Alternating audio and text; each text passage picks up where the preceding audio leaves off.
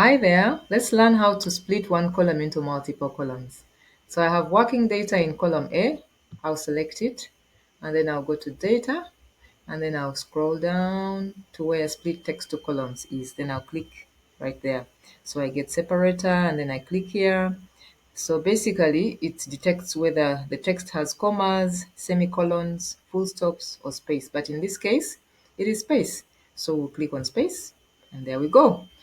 So now I can write here first names if I wished, okay, and then here second names, okay, and then here I can indicate 6.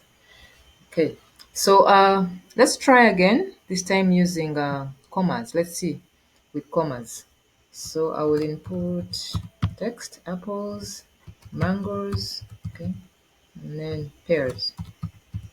Okay, so we'll still select this column, and then we'll go to the toolbar, select data, okay, then move right down here to split text to columns.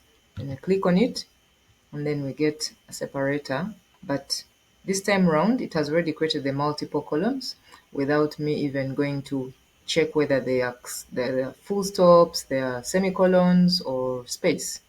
So this is how we create multiple columns from one column. I hope you enjoyed learning this. Please follow for more hacks. Thank you.